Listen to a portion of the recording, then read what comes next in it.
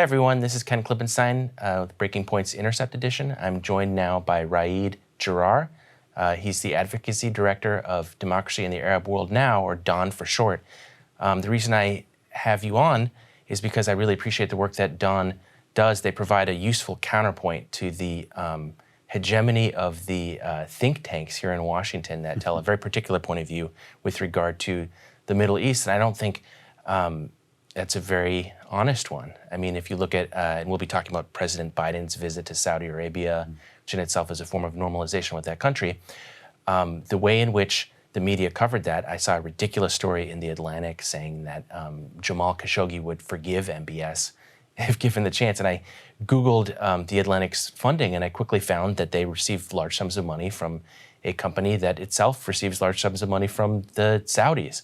And that, unfortunately, is a dynamic that's true across the board with a lot of the think tanks. That's not the case with DAWN. They tell a very different picture, I think a more accurate one. So first of all, thank you very much for joining us. Thank you for having me. And so a theme that I wanted to focus on was not just that President Biden's visit to Saudi Arabia, was wrong in a moral sense, but also how humiliating it was for him and for the United States internationally. Just to give you a couple of examples, he touches down Biden and his entourage, and they are greeted by a provincial governor first, not even by a head of state or anybody in MBS's cabinet.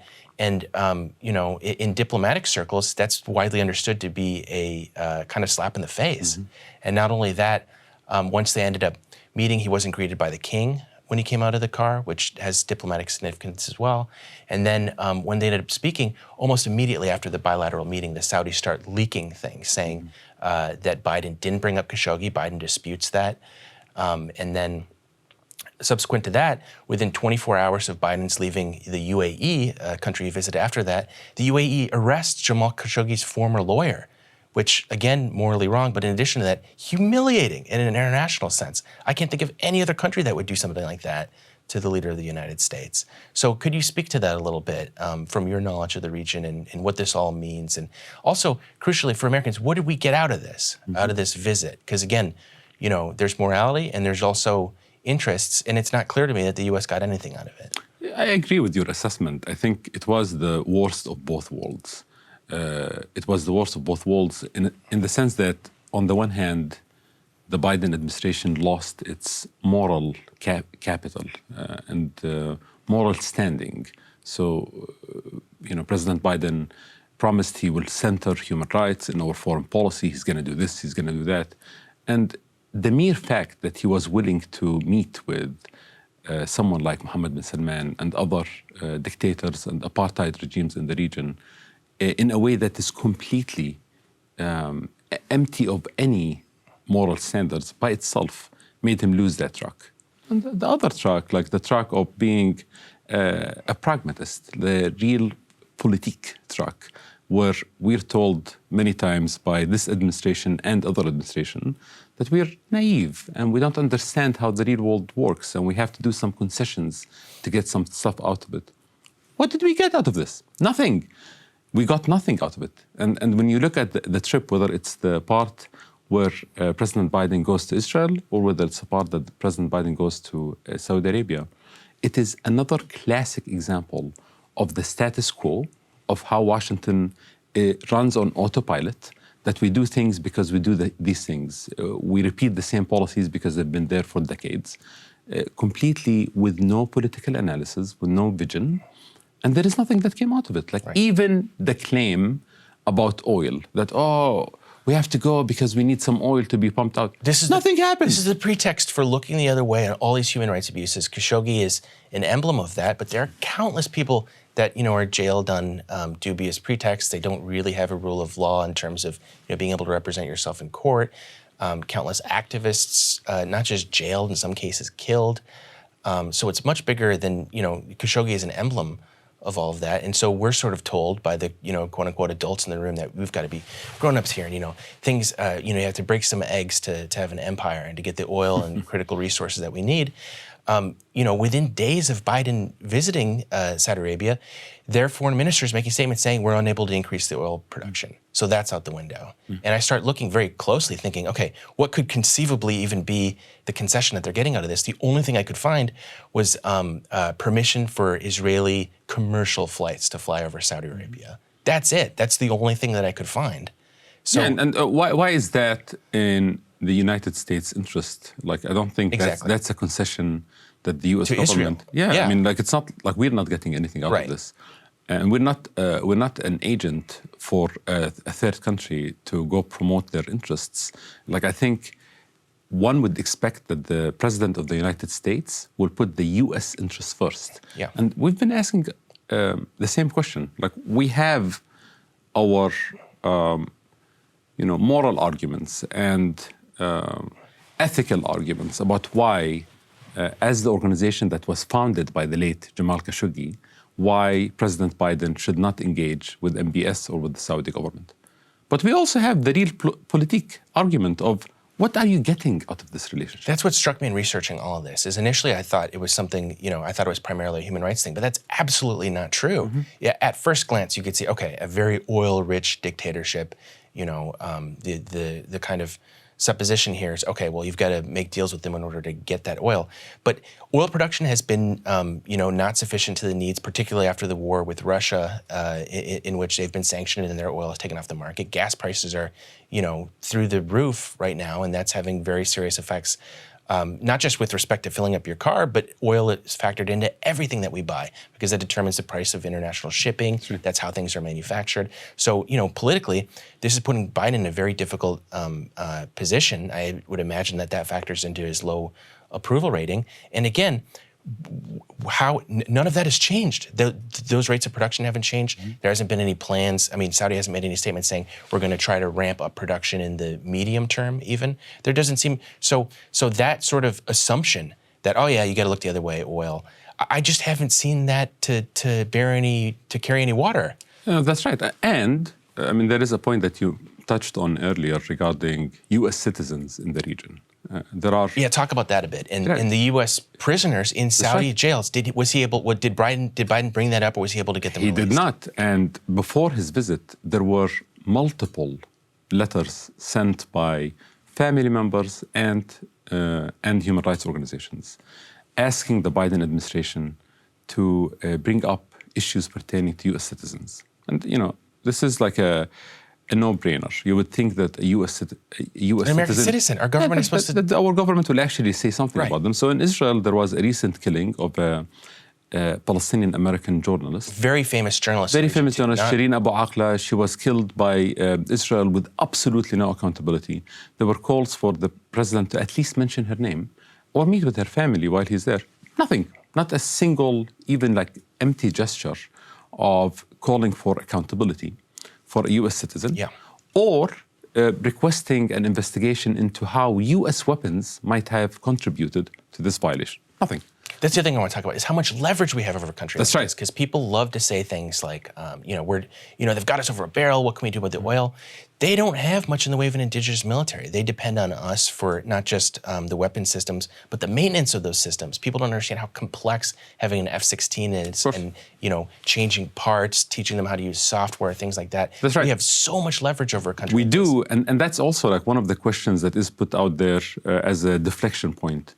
What about Iran? What about Hamas? What about... It's like, we don't sell Iran hundreds of billions of dollars of weapons. Country that's an enemy. Yeah, we don't give Hamas billions of dollars of military aid every year. Like, we have actual leverage over Israel and Saudi Arabia and the UAE and Egypt because we give them billions of dollars of tax dollars money every year.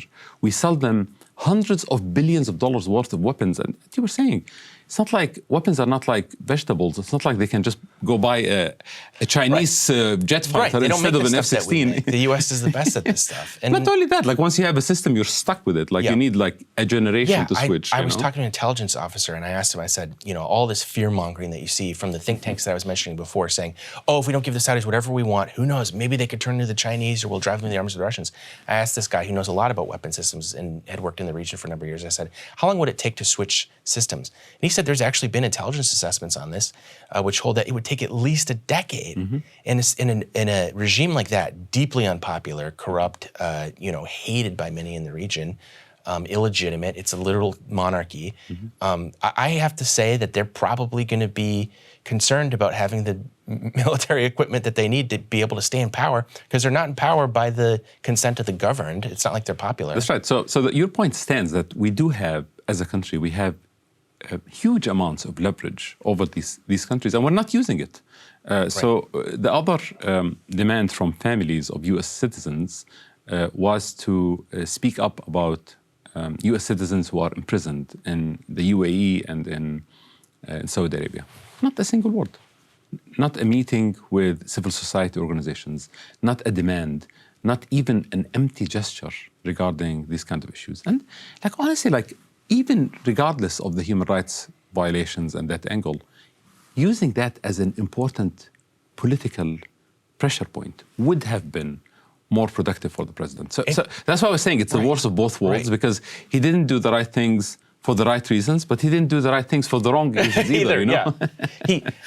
It's crazy because when you look at the kind of leverage that we have in the form of the arms support that we sell them, and this is in the hundreds of billions, huge sums of money.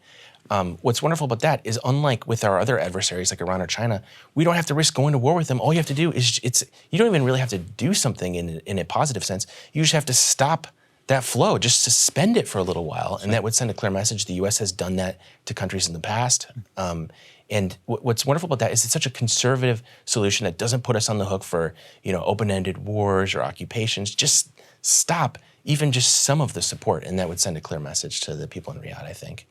Yeah, that's 100% right. And I think many of our organizations in DC have been saying the same, which is you don't have to use a sledgehammer policy with aid. You can suspend parts of aid to Egypt or to Israel, or make some conditions. Even we're not even getting the symbolic. No, not even the symbolic. Not even like 1%. Right. Not even like a symbolic message that we do have control over our resources. We do have control over aid. Not even symbolically. So we're stuck in this complete blank check autopilot policies.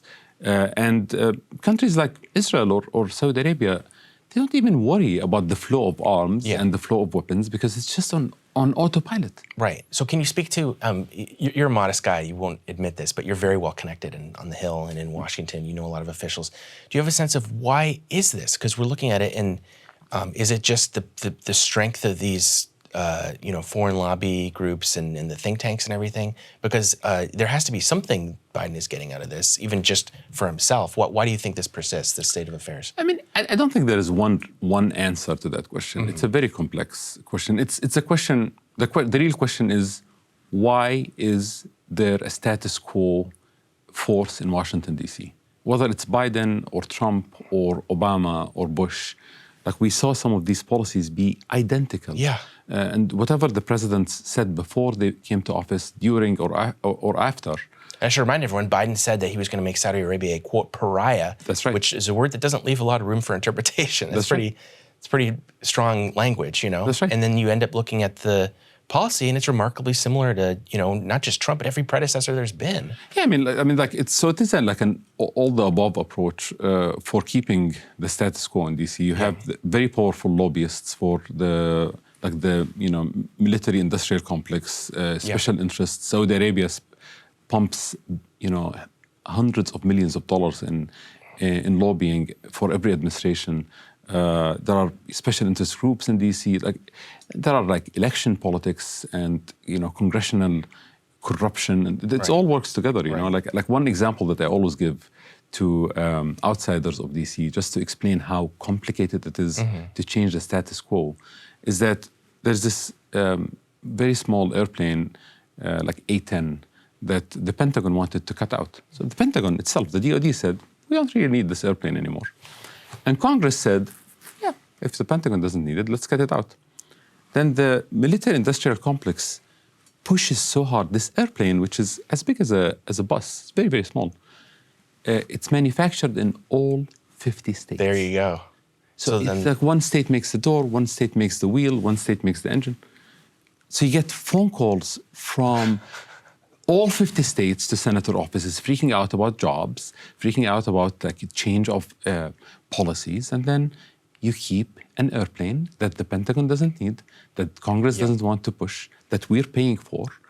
So this is like a very tiny example that actually, like, no one is going out there fighting against the A-10, you know? Right. The Pentagon doesn't need it, you know? It's just like a very non-controversial issue. Just the inertia of this system that they've set up, and the Saudis have a very aggressive lobby. Imagine like how it works for Saudi Arabia or Israel. Like Saudi Arabia and Israel have like amazing amounts of influence and power in DC. Like imagine the power that they can put, the push on Congress and on the administration and the State Department to keep the status quo. It's really very, very difficult to change.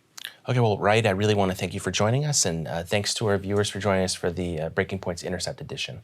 Cable news is ripping us apart, dividing the country, making it impossible to function as a society, and making it impossible to know just what is true and what is false.